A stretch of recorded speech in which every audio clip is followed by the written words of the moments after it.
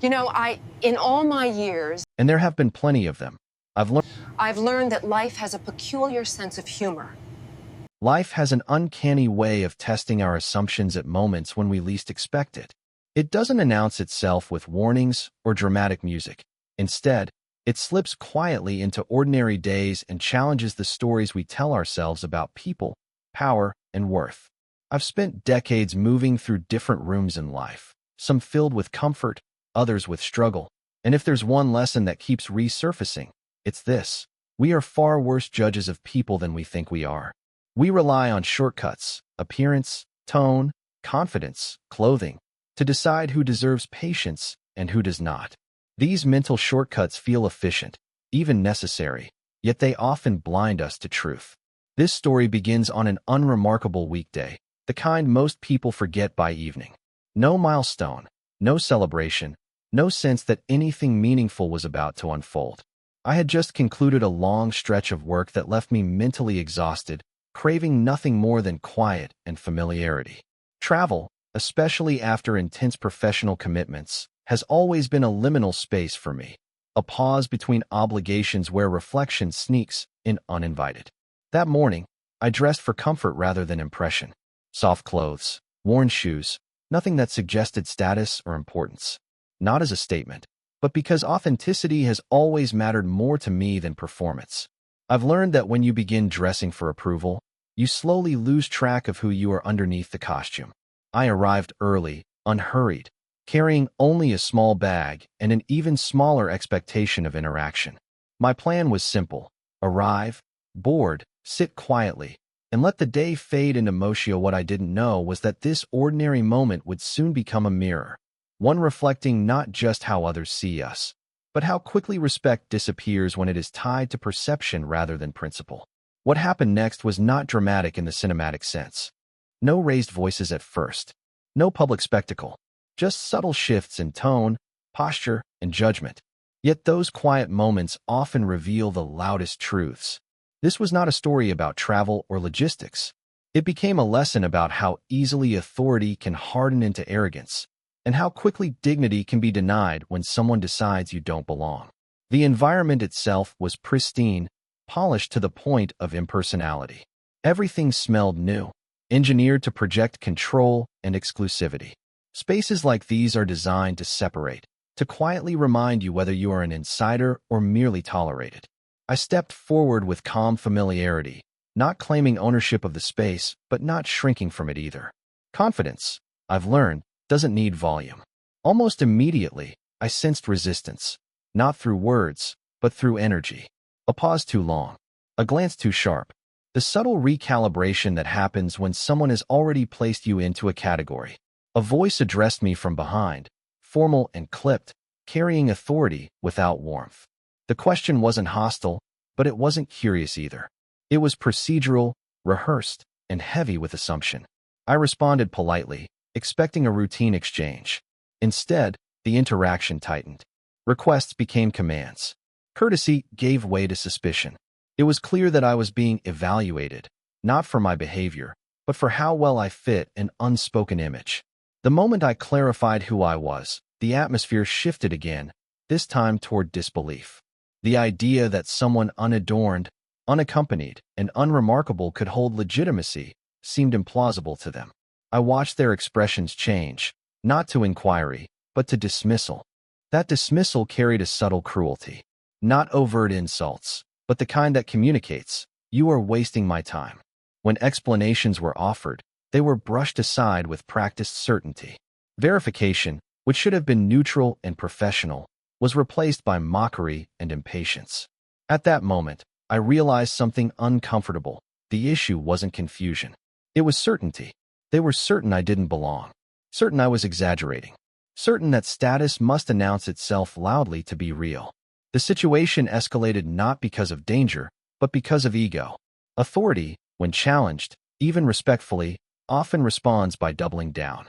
I could feel the invisible line being drawn: comply quietly or be removed. What struck me most wasn't the inconvenience, but the ease with which humanity slipped out of the exchange. I was no longer a person to be understood, but a problem to be managed. This is how harm often begins, not with violence, but with certainty. Certainty that we already know who someone is, without having truly looked at them. As the interaction continued, voices grew firmer, movements more rigid. A second authority figure entered the space, bringing with them a different kind of confidence, one sharpened by hierarchy and reinforced by uniform. They assessed the situation quickly, not by listening, but by aligning themselves with the existing narrative. In moments like this, neutrality vanishes. Silence becomes agreement. The story had already been written. I was the disruption. What followed was a performance of control, firm language, veiled threats, and an escalating insistence that I remove myself. I noticed how quickly professionalism gave way to condescension. Humor crept in, but it wasn't shared humor. It was laughter aimed downward, designed to diminish. I was no longer simply doubted. I was ridiculed. The implication was clear. Someone like me could not possibly hold legitimacy. I was told I didn't look right. That phrase lingered. What does legitimacy look like, exactly? Who decides the uniform of worth? The more I insisted on verification, the more resistance I encountered. It became clear that checking facts was less appealing than maintaining authority. Facts can disrupt power. Assumptions protect it. At this point, frustration surfaced, not explosive, but steady. I wasn't angry because my ego was bruised. I was troubled by how easily respect had been withdrawn, how quickly contempt replaced curiosity. This wasn't about me anymore. It was about what happens when people are trained to prioritize control over compassion. When procedures become shields for prejudice. When authority forgets its responsibility. I thought of all the people who encounter this daily without the privilege of eventual validation. People who are dismissed, removed, or punished simply because they don't match an expectation. How many walk away internalizing shame that never belonged to them? The situation finally shifted not because of tone or insistence, but because of evidence. A screen, a record, a name attached to legitimacy. And suddenly, the power dynamic reversed. Apologies arrived quickly, tangled and urgent. The same certainty that once excluded me now scrambled to include me. But the damage was already done, not to me, but to the illusion that respect is inherent in systems rather than practiced by people.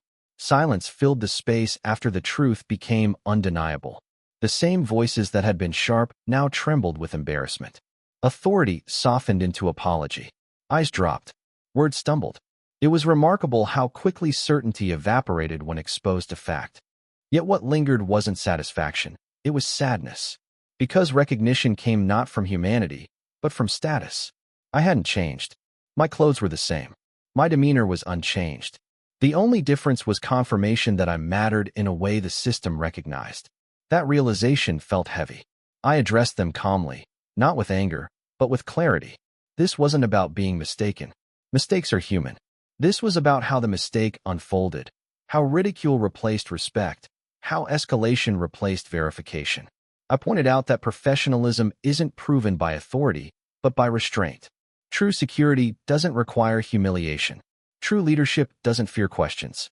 The room remained quiet as those words settled. I could see the internal reckoning happening behind their eyes. Fear of consequence, yes, but also something else. Awareness.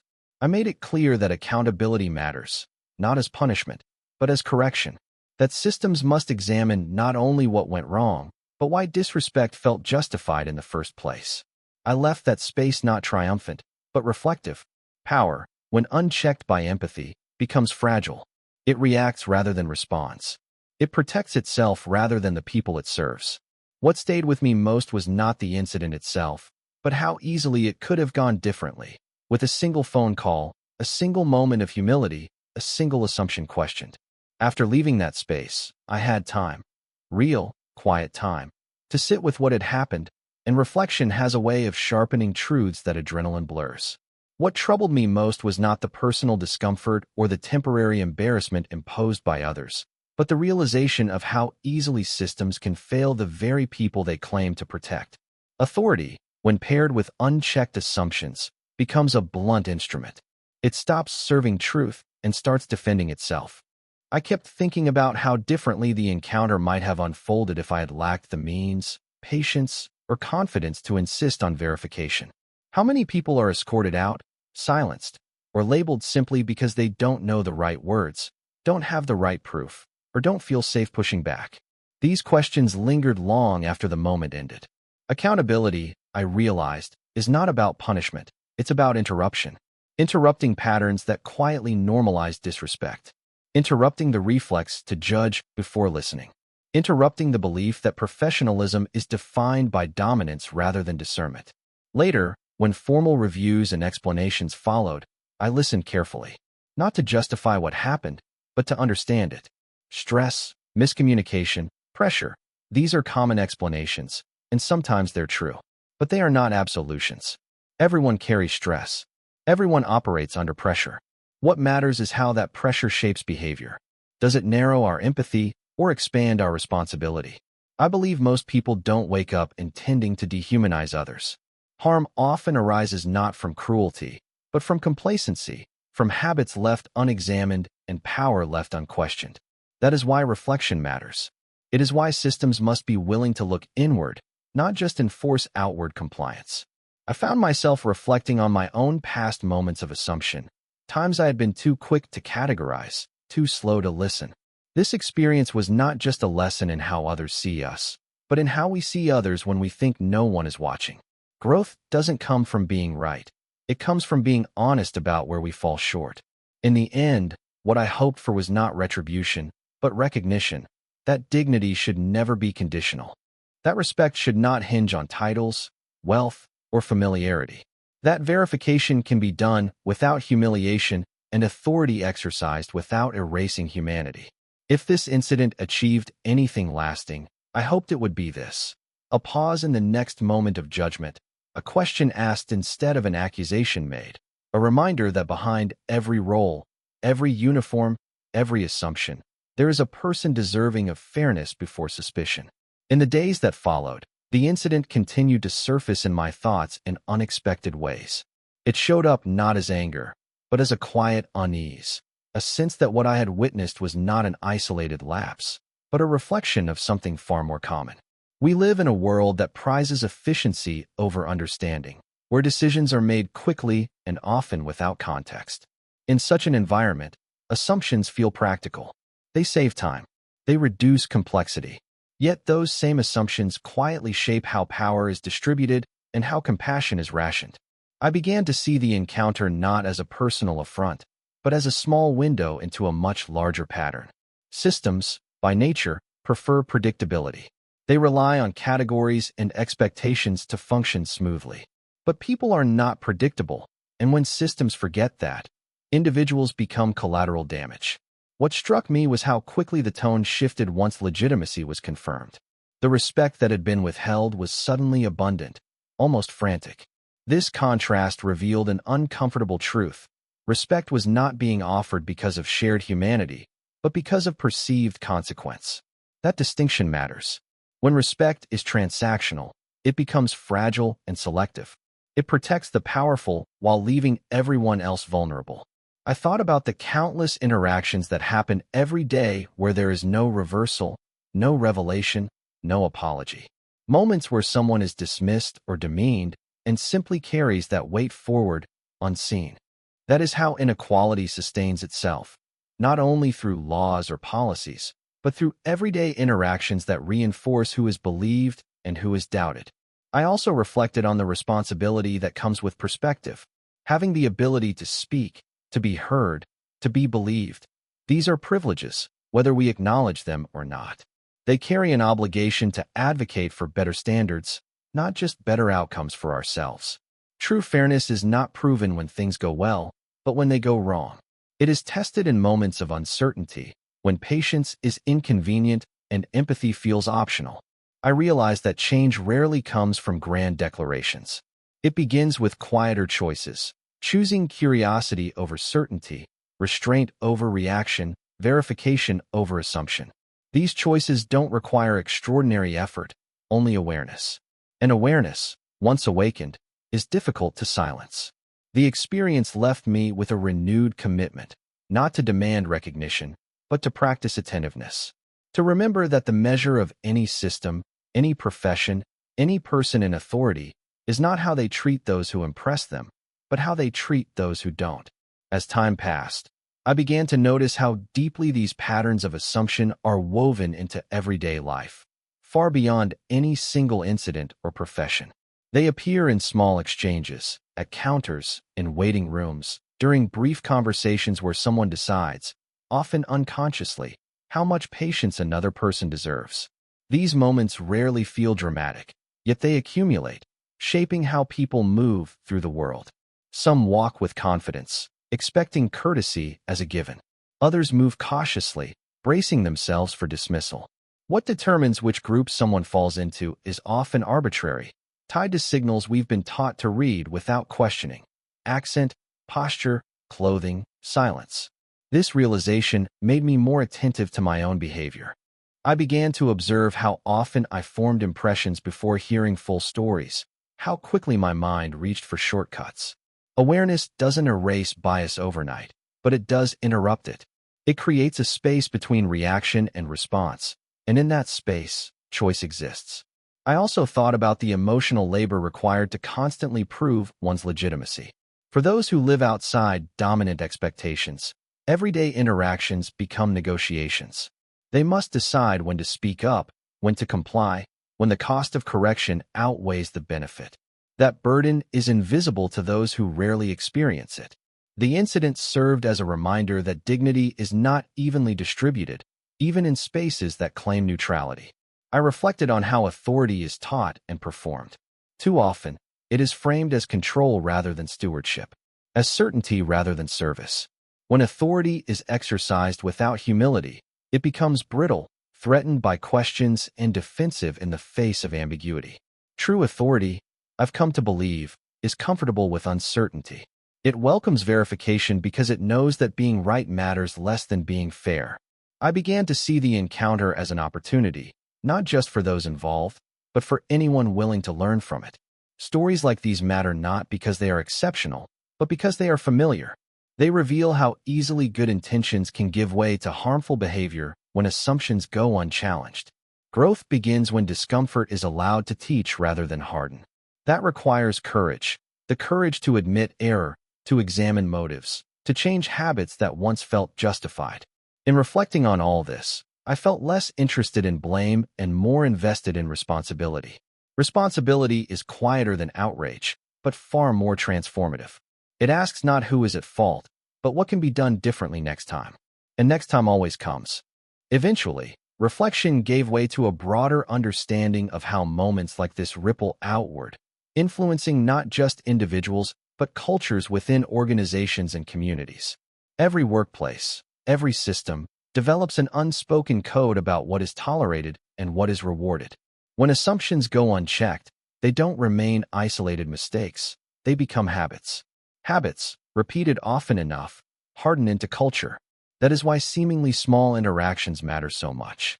They teach people, silently and effectively, what kind of behavior is acceptable when no one thinks they are being evaluated. I thought about how training often focuses on procedures while overlooking values. Rules can dictate what to do, but values shape how it's done. Without an emphasis on dignity, professionalism risks becoming mechanical, correct in form, hollow in spirit. True professionalism requires emotional intelligence, the ability to navigate uncertainty without resorting to dominance. It demands patience, especially when situations are unclear. I considered how rarely people in authority are encouraged to slow down, to question their instincts rather than trust them blindly. Speed is often praised, caution mistaken for weakness. Yet caution, when paired with respect, is a strength. It protects not only those being evaluated, but those doing the evaluating. It reduces error, builds trust, and prevents harm before it occurs. I also reflected on forgiveness, not as absolution, but as a pathway forward. Forgiveness does not erase responsibility. It creates room for growth. When people are allowed to confront their mistakes without being defined solely by them, learning becomes possible. That doesn't mean consequences are avoided. It means consequences are purposeful rather than punitive.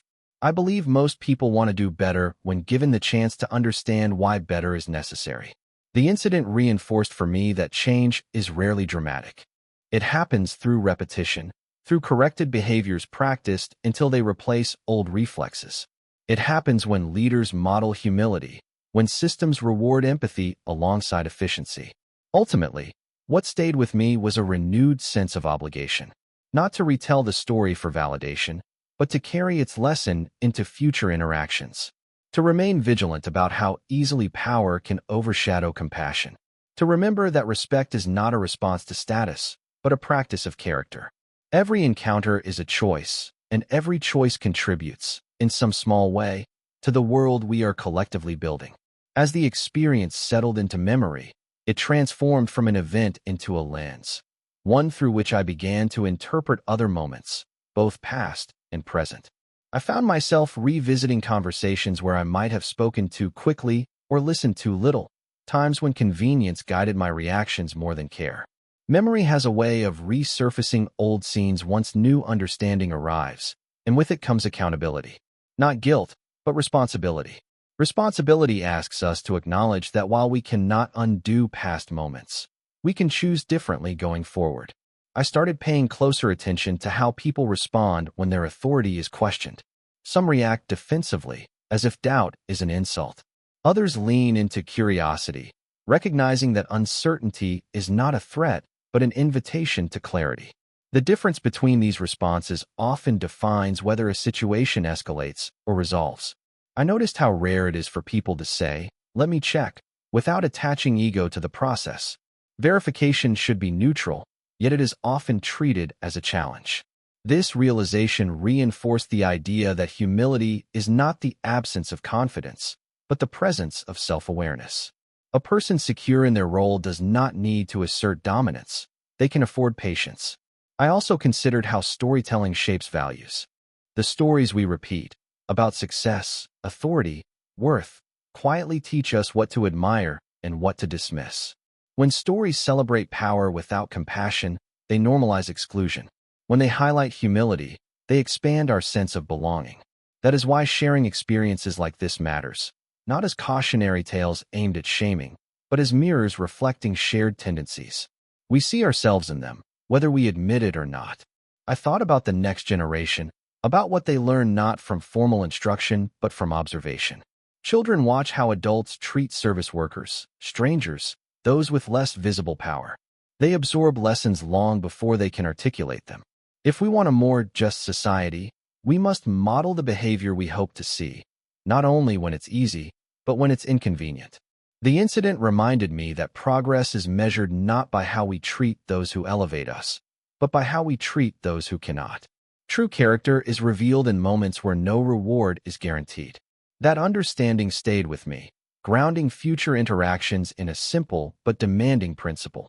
Every person deserves to be met with openness before judgment, with respect before suspicion. Anything less diminishes us all. In the end, what remained was not the memory of tension or embarrassment, but a quiet clarity about what truly matters in our daily interactions. Life constantly places us in positions of subtle power, moments where our words, tone, or assumptions can either ease someone's path or make it heavier. These moments rarely feel significant while they're happening, yet they accumulate, shaping the emotional landscape of workplaces, communities, and relationships. I came to understand that dignity is not something granted by rank or recognition. It is something we choose to uphold, again and again, often without acknowledgement. The simplest acts, listening fully, asking before assuming. The stories we repeat, about success, authority, worth, quietly teach us what to admire and what to dismiss. When stories celebrate power without compassion, they normalize exclusion. When they highlight humility, they expand our sense of belonging. That is why sharing experiences like this matters, not as cautionary tales aimed at shaming, but as mirrors reflecting shared tendencies. We see ourselves in them, whether we admit it or not. I thought about the next generation, about what they learn not from formal instruction, but from observation. Children watch how adults treat service workers, strangers, those with less visible power. They absorb lessons long before they can articulate them. If we want a more just society, we must model the behavior we hope to see, not only when it's easy, but when it's inconvenient. The incident reminded me that progress is measured not by how we treat those who elevate us, but by how we treat those who cannot. True character is revealed in moments where no reward is guaranteed. That understanding stayed with me, grounding future interactions in a simple but demanding principle. Every person deserves to be met with openness before judgment, with respect before suspicion. Anything less diminishes us all. In the end, what remained was not the memory of tension or embarrassment, but a quiet clarity about what truly matters in our daily interactions. Life constantly places us in positions of subtle power, moments where our words, tone, or assumptions can either ease someone's path or make it heavier. These moments rarely feel significant while they're happening, yet they accumulate, shaping the emotional landscape of workplaces, communities, and relationships. I came to understand that dignity is not something granted by rank or recognition. It is something we choose to uphold again and again, often without acknowledgement. The simplest acts, listening fully, asking before assuming,